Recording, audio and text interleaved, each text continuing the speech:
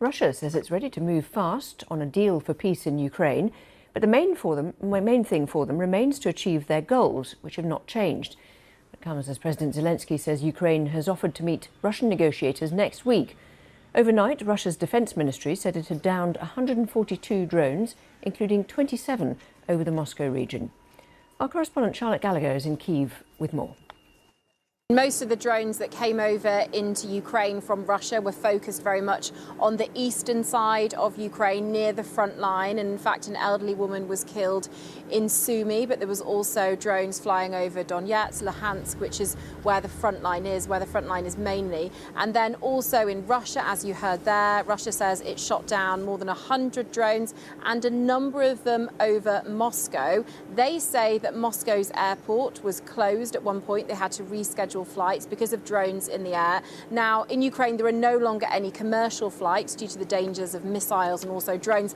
But in Russia, they've still been running commercial flights for passengers. And Moscow has been fairly cushioned, really, from a lot of the war. I mean, they have had drones certainly above the city before, but Moscow residents wouldn't have seen them that often. So probably for them, it's still quite shocking every time they hear that drones have been shot down over Moscow. But certainly we haven't heard any reports from Russia of any casualties inside Russia last night from the drones.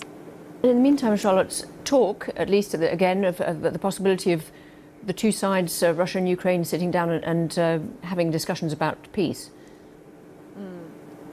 Yes, I mean, there was a very big caveat there, wasn't there, from Moscow, saying that they are ready to move towards this deal with Ukraine, but they said their objectives haven't changed. And to remind you of their objectives, they want to take Donetsk, Luhansk and have them as part of Russia. So they're Ukrainian territories. They want them as part of Russia. They also want a deal that Ukraine will never join NATO. And it's really hard to see at the moment Ukraine agreeing to such a deal, to such a ceasefire. And when you talk to people in Ukraine, you ask them, how would you feel about giving up Donetsk, Luhansk and that becoming part of Russia? And they say, well, the thing is, they don't believe that Vladimir Putin would stop there. He would want more and more. So they would certainly want some kind of security guarantee that would be the end of it. Russian troops wouldn't be back trying to take more of Ukraine. I mean, they've had these talks before in Turkey and they haven't really moved towards any kind of ceasefire. They have, though, agreed the exchange of prisoners of war. And of course, for individual families and individual prisoners of war,